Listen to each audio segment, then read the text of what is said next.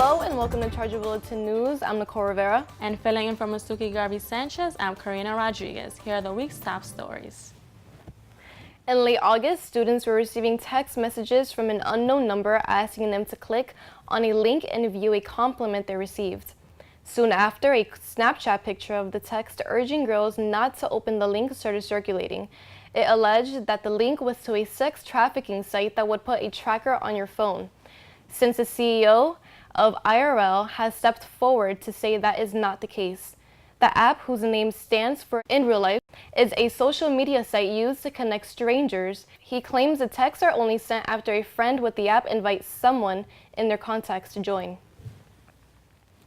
Rec sports participants can expect to see a few changes this season. In response to participation last year, flag football and cricket will now be played in both seasons, a change from when one sport was a highlight each season. Another major change is that there will no longer be a Charger Cup. Teams used to compete for points and championships to earn a banner that hung from the rec center's indoor track. But due to the decline in participation, this tradition will no longer take place. Speaking of sports, I know the Chargers have a few wins up their sleeves. We move now to Ethan Cardona for more details on our Charger sports update. Ethan, how are our Chargers doing? Well, Nicole, it was an eventful week for the Chargers, with high-scoring contests, rivalry matches, and a huge win on broadcast television, so let's get to it. Men's soccer had a game to remember on Wednesday when they took down Adelphi 6-3 to win their first game of the year. Senior Aro Patniak scored for the first time in 2 years, netting a pair of goals, while freshman Alvaro Ezpeleta, graduate student Enrique Barboto, and sophomore Alessandro Papalardo each scored a goal of their own. The team will look to carry this momentum when they face Lemoyne at Kathy Zolad Stadium Saturday at 3 p.m. The football team pounded crosstown rival Southern Connecticut State Saturday 37-18. The game was featured as part of the NCAA's D2 Showcase, and the Chargers shined in the spotlight as quarterback Ajay Patterson had another solid outing, throwing for 193 yards with 3 touchdowns. 2 of those touchdowns went to graduate student Jawan Williams, who finished the game with 3 receptions for 90 yards. The star of the show was sophomore kicker Michael Stellani, who drove 3 field goals while also going 4 for 4 on extra point attempts, for a total of 13 points, which earned him the NE10 Special Teams Player of the Week. The Chargers are now 2-0 in NE10 conference play and will look to make it 3 in a row when they take the trip up to Merrimack on Saturday. Volleyball also defeated Southern this week, continuing their home dominance as they took down the Owls 3-1. Junior Mallory Nowicki closed out the night with a team-high 11 kills, while sophomore Callie Greathead and senior Christine Rios finished with 9 and 8 kills respectively. The Chargers have now won 5 in a row against the Owls and will look to stay undefeated in the NE10 as they take on St. Rose tonight at 7 p.m. at Charger Gymnasium. Unfortunately, the winning stopped there as women's soccer lost a pace 1-0 on the road Tuesday. The Chargers gave up the deciding goal in the opening 90 seconds and failed to come up with the equalizer. Sophomore goaltender Paige Davis kept the Chargers in the game with 6 total saves, while sophomore Samantha Roth led the offense with 3 total shots, including 2 on goal. The Chargers are now 0-3-1 in the NE10, but will look to get a win when they travel to Lemoyne on Saturday.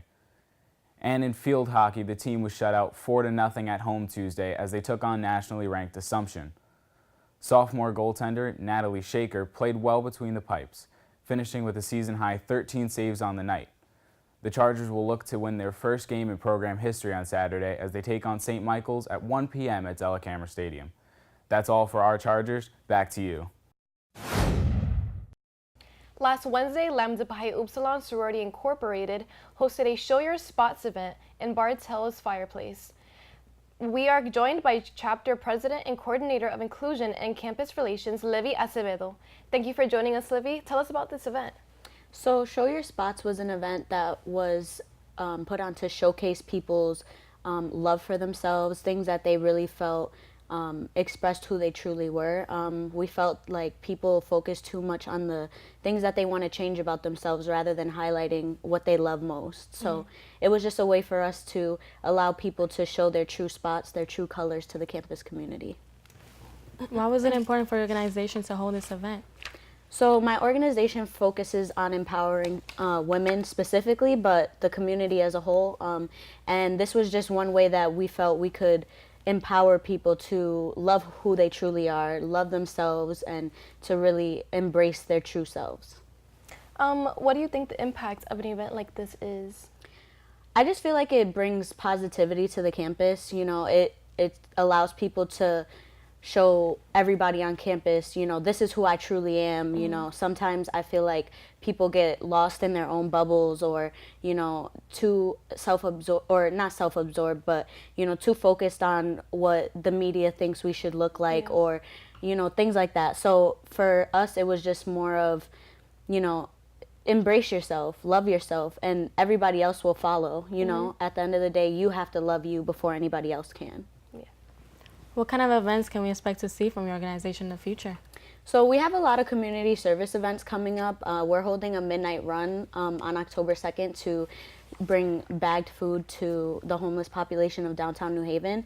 We're also doing a community service event for children on Halloween, children who are in assisted living homes and stuff like that, so that, you know, even though that they don't get the opportunity to go trick-or-treating, we can at least brighten up their Halloween a little bit.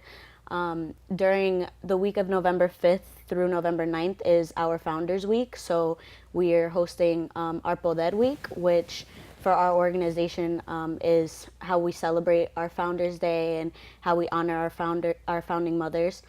And yeah, so the theme for that this year is "The World is Within Your Reach." So we're going to be hosting a resume building workshop, and we're also going to be doing a discussion based on cultural barriers in the workplace. And yeah, it's going to be really cool. Everyone should come out for that. Well, Livy, thank you for joining us today, and we look forward to seeing what your organization has for us in the future. Thank you for having me. Construction is nothing new to university students, but we can expect to see a lot more in the future. Phase 2 of a 3-phase housing project is expected to complete in fall of 2020. Students can expect to see a new housing option called Parks View, built right across the street from the Atwood, which completed Phase 1. The new dorm will feature air conditioning, granite countertops, and higher-end appliances. The third and final phase is a building called the Forest, which we'll have more details on as they come. That's all the time we have today. As always, visit our website, chargerbulletin.com, for an in-depth look on the topics we covered today. Look out for next week's print edition and newsstands across campus Tuesday. And for more on the University of New Haven sports, a new edition of the Charge Up will be available on Friday. For now, I'm Ethan Cardona. I'm Karina Rodriguez. And I'm Nicole Rivera. Thank you for tuning in, and we'll catch you next week on the Charger Bulletin News.